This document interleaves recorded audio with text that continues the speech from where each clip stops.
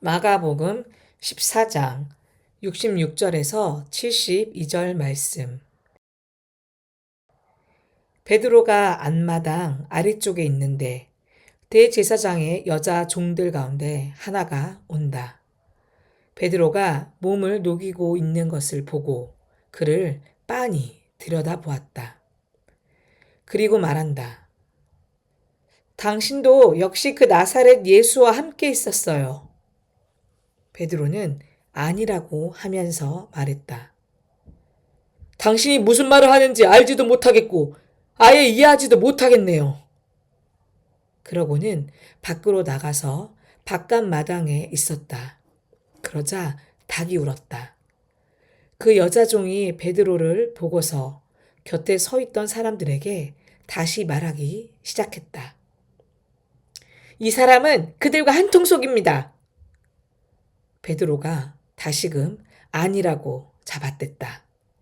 조금 지나서 곁에 서 있던 사람들이 베드로에게 말했다.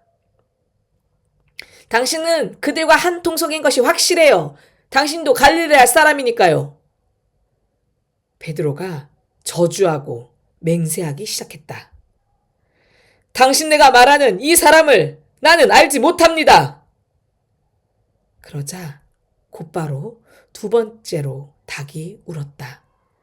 예수님께 들은 말씀이 그대로 베드로에게 떠올랐다. 닭이 두 번 울기 전에 그대는 세 번 나를 완전히 저버릴 겁니다. 그래서 베드로는 고꾸라져 울기 시작했다. 아멘. 샬롬, 좋은 아침입니다. 오늘도 사순절 오중 묵상을 함께하는 우리 서로님들을 축복합니다.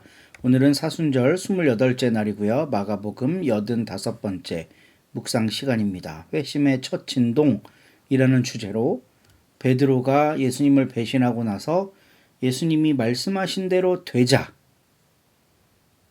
엉엉 울면서 회심한 그 이야기를 함께 나눠보려고 합니다. 베드로는 예수님을 부인합니다. 이게 부인하는 게 나는 예수의 제자가 아니에요 이런 수준이 아니라 그 입에서 예수라는 존재 자체를 지워버립니다. 엄숙하게 증인들 앞에서 예수와의 관계를 법적으로 부인합니다. 예수님은 30절에서 이미 이런 상황을 예고하셨죠. 그리고 72절에 닭이 웁니다. 이때 베드로는 예수의 말씀을 떠올리면서 울어요. 이 회상과 통곡은 단순한 후회가 아닙니다. 예수님의 말씀이 기억으로 살아 돌아오는 순간에 회심의 첫 진동이 일어나는 거죠. 그러니까 자신감에 넘쳤던 예수, 베드로는 12제자 중에 으뜸이었습니다. 그는 가장 뜨겁게 주는 그리스도시요 살아계신 하나님의 아들입니다. 이런 고백을 했고 가장 단호하게 배신하지 않을 것이라고 맹세했습니다. 다른 사람 모두가 다 예수를 배반해도 나는 안 합니다. 그랬습니다. 그런데 그가 예수를 부인하고 입에서 그의 이름을 지워버리죠. 우리가 이 본문을 읽으면서 함께 생각해 보고자 하는 것은 신앙의 위기는 믿음이 약한 사람에게만 오는 것이 아니라는 겁니다. 오히려 확신에 가득 찬 사람이 위험한 순간에 무너질 수 있다는 거예요. 우리도 그럴 수 있다는 겁니다. 우리도 무너질 수 있다는 거예요. 그래서 이렇게 함께 성찰하고 묵상했으면 좋겠는데요. 나는 언제 예수의 이름을 입에서 지우는가 함께 생각해 봤으면 좋겠습니다. 나는 예수를 몰라요. 그가 싫어요. 이렇게 말해서 부인하는 게 아니라요. 예수님과 교제하면서 그분의 뜻대로 살아가기로 다짐하며 우리가 신앙의 여정에 들어섰죠. 근데 이 신앙적인 선택이 아니라 다른 선택을 할 때가 있어요. 그때가 바로 우리가 예수의 이름을 입에서 지우는 때일 겁니다. 그런데 바로 그 순간이 회심의 진동이 올 때라는 거예요. 베드로가 예수의 이름을 그 입에서 지워버렸을 때 바로 예수님의 말씀을 기억하고 회심의 진동을 느낄 수 있었습니다. 그는 엉엉 울죠.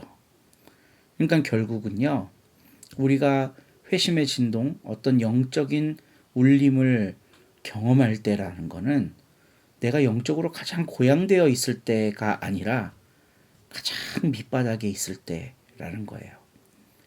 예수님을 부인할 때, 예수님과 아무런 상관없는 삶을 살 때 우리는 그 진동을 느낄 수 있다는 겁니다. 그러니까 이거는요, 그러니까 예수와 상관없는 삶을 살아야 된다, 이걸 촉구하는 게 아니라요, 우리의 삶을 성찰해 보자는 거예요. 그럴 때 나는 진동을 느끼고 있는가? 양심에 화인 맞으면요, 못 느껴요. 잘하고 있는 줄 알아요.